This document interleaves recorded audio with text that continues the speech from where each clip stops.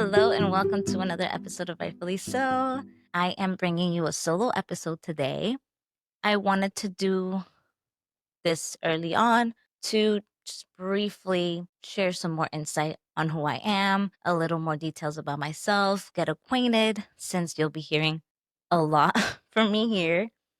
And I also have a little secret that I will be sharing with you all that I've been holding on to for a little while, but I'm ready to let it out. And I think you'll be hearing more from me on social media and seeing more from me now that I could share this news. So keep listening for that.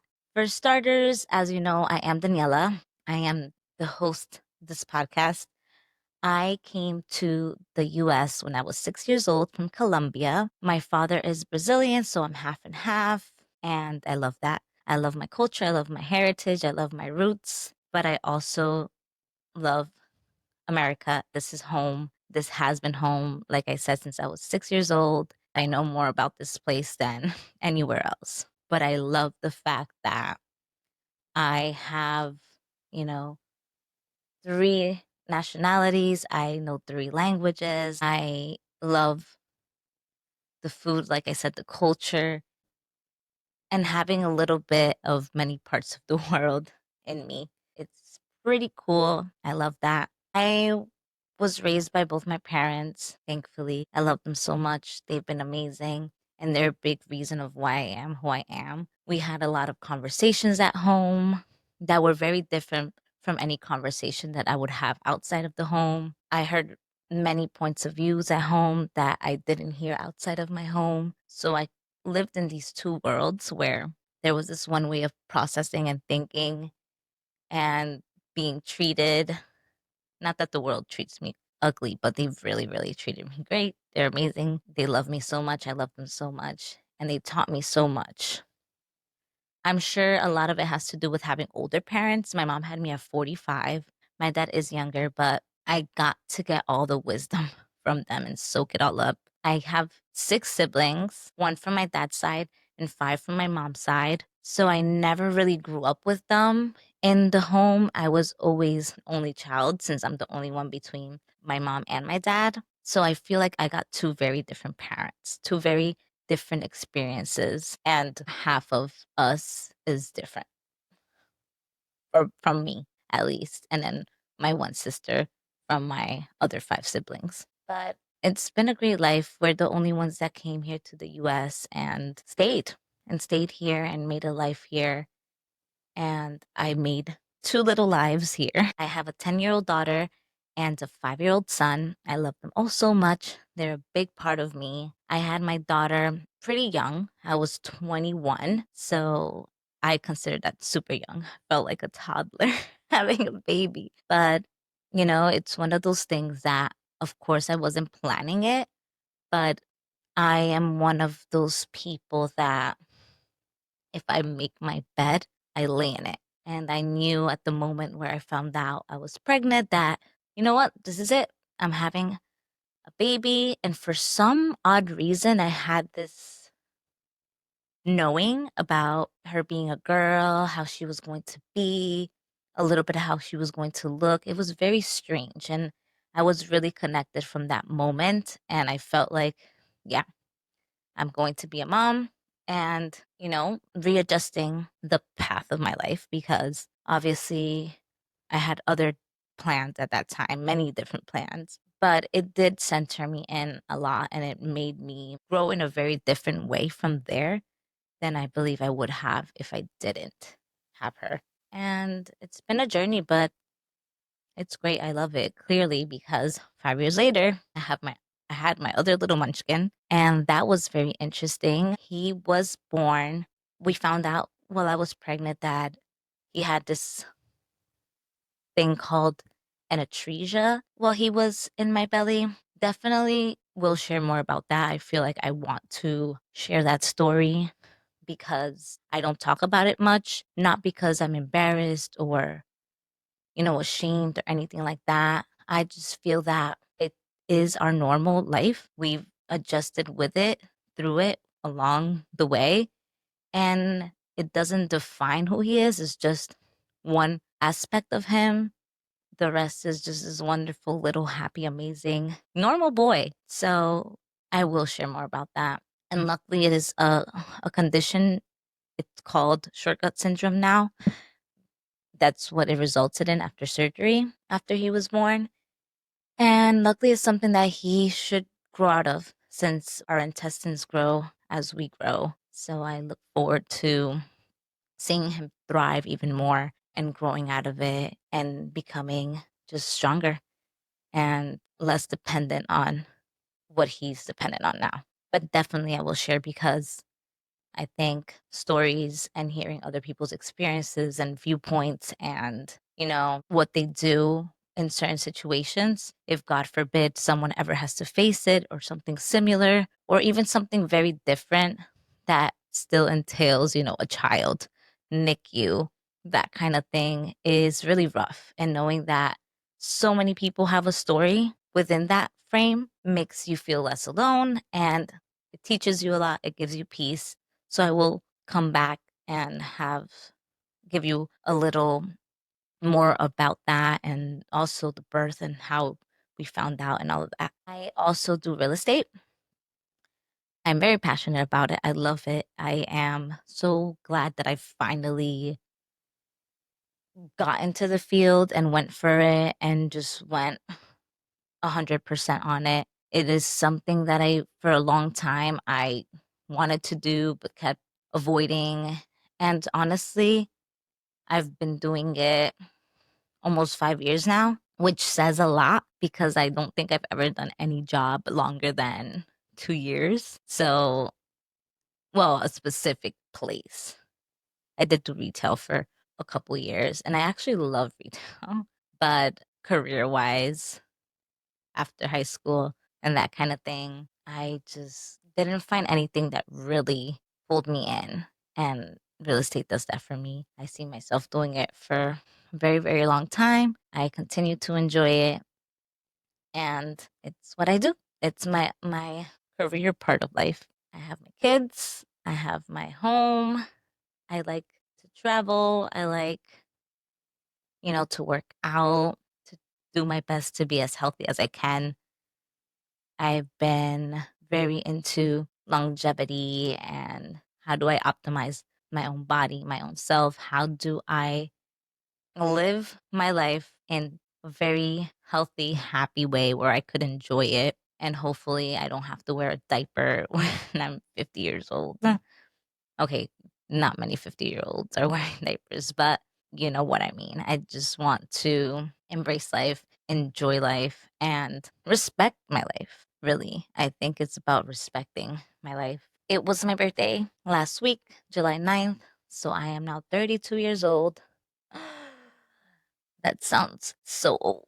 I feel that younger me would have thought, oh my God, you're ancient. You are a fossil. But no, I'm young at heart. I'm a child, which always makes me think how I have kids because I'm such a kid myself.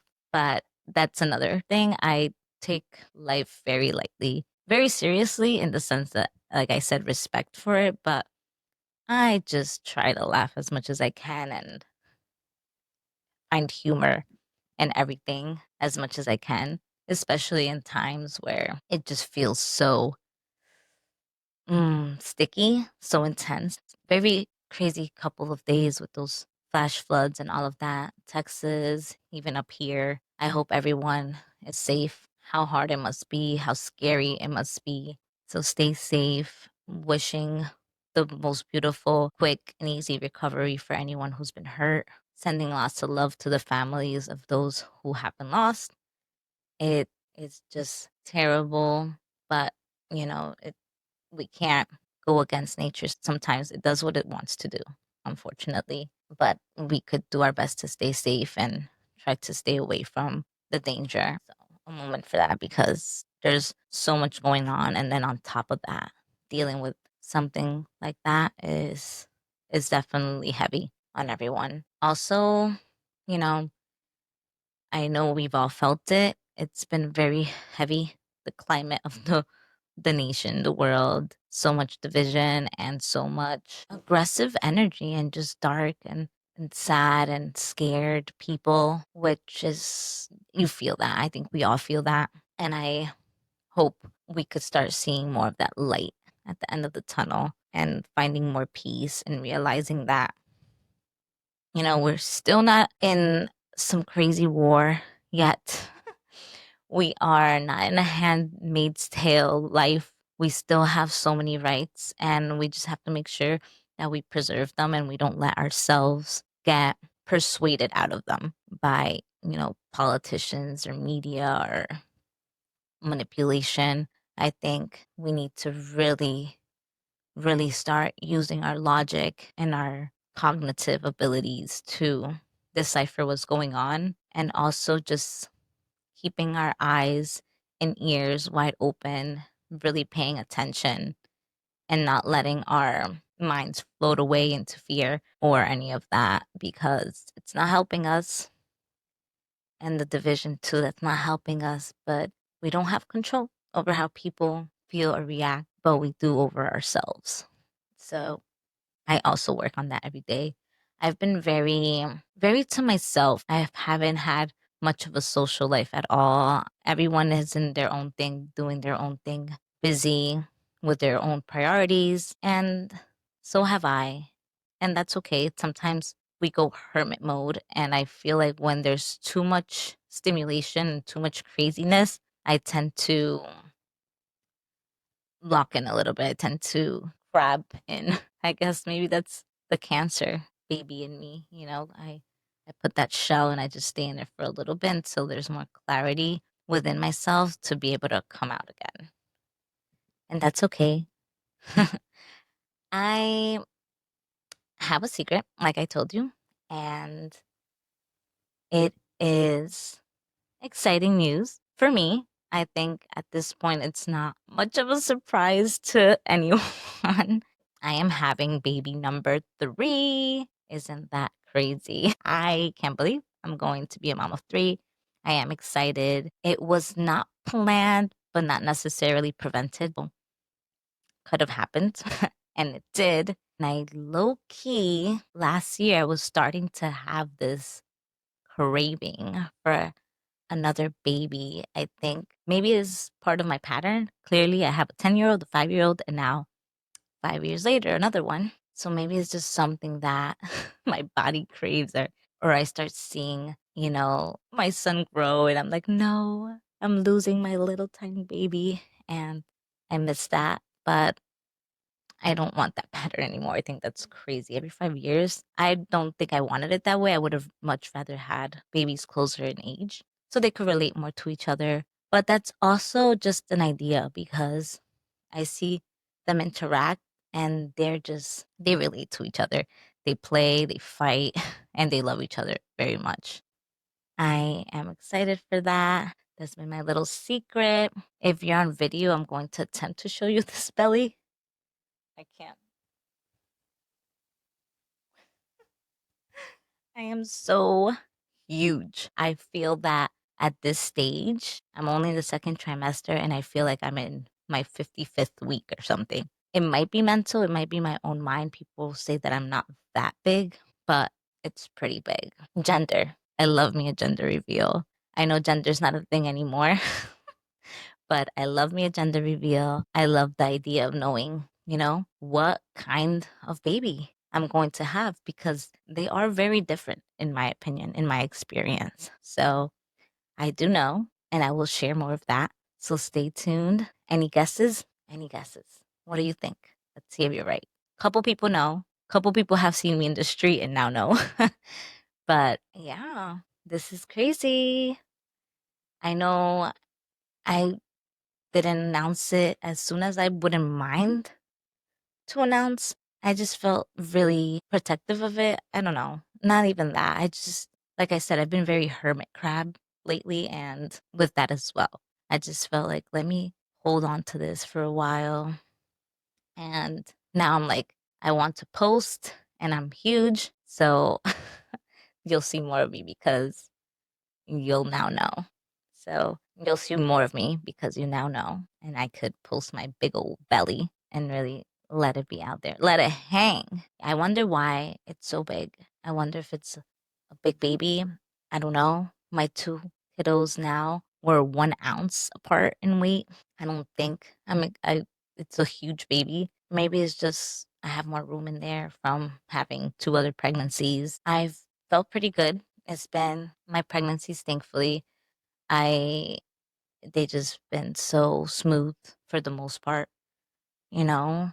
I'm sorry if you struggle with morning sickness and things like that. Luckily for me, I never really had that. I had a lot more nausea in the beginning, I feel, than with the other two pregnancies, but nothing too intense, nothing that got me to the point of actually throwing up. So I'm grateful for that because I would be miserable. But it was just a little nausea after 13 weeks that was gone. And I have to remind myself that I'm pregnant sometimes. Not that I could miss it when it's huge right in front of me, but the way I feel. The only thing that's been bothering me a little bit this time around, more than I recall this ever happening before, at least at this stage, is this pelvic pain, TMI. There's this body chemical, let's call it, that you release so that your joints and your ligaments soften for when you are going to deliver. And I feel it's so early to have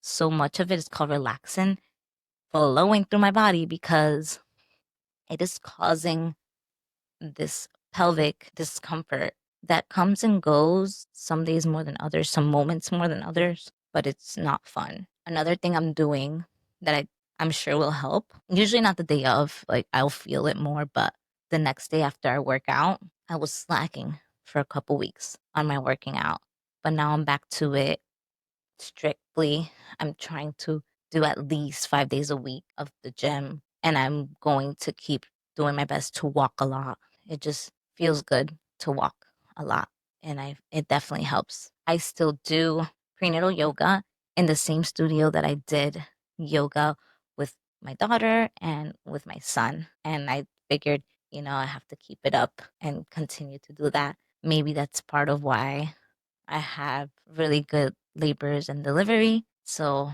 if it helps in any way, I'm going to make sure I do that as well. The birth plan so far is definitely home birth. If you know me, I'm that crazy girl that just really prefers to have my baby at home. I find it much safer, more comfortable, calmer, just much better to just be home and have the baby. And I say that also because luckily I don't have any complications. I'm not high risk. I don't have any of the markers that will indicate that I should have a medical team right there on me while laboring and delivering. So thanks to that, I know it's a blessing and I'll take that blessing with me and plan for a home birth. Of course, if I feel anything different, if I feel like something's off, if I feel like I should definitely go to the hospital, I definitely will. I know myself and I know when. My intuition just always tells me. So I know if I need to, I will. If God forbid there's any true emergency, I am really close to a couple hospitals. So I'll just hop in and go there.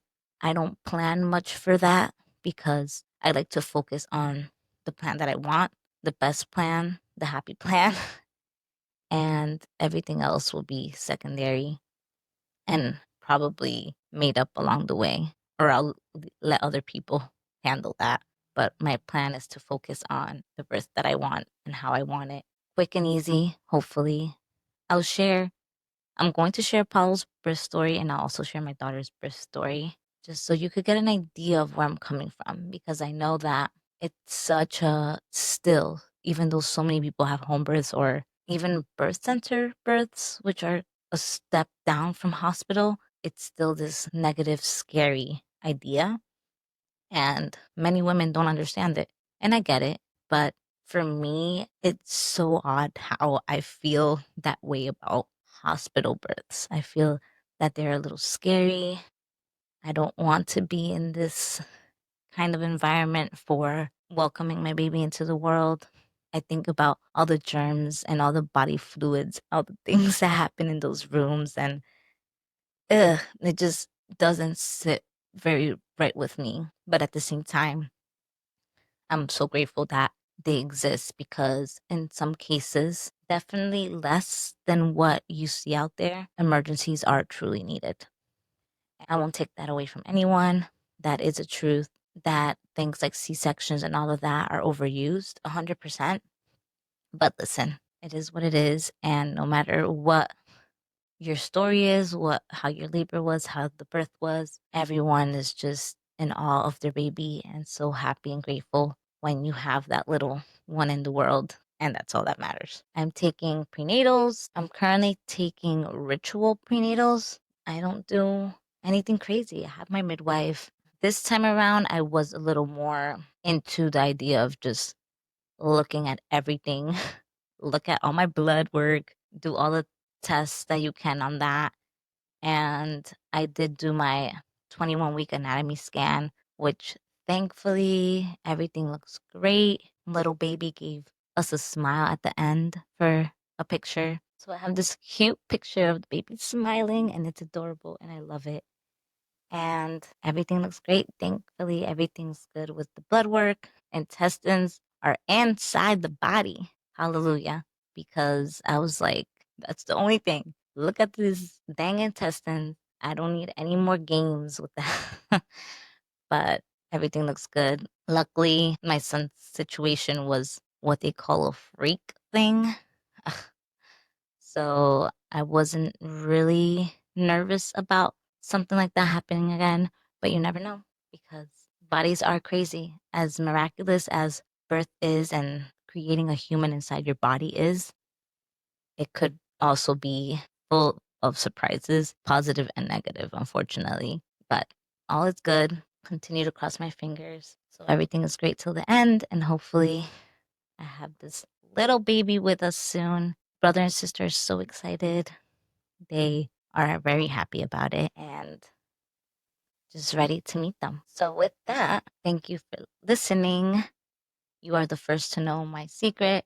I'm sure you'll start seeing it on my Instagram soon, the news, and stay tuned for more details. Like I said, the gender and any other stories that I feel I should share with you guys. If there's any questions, definitely share them with me so I could answer that. I do plan on speaking about the topic with others. So definitely shoot me any questions you have about that.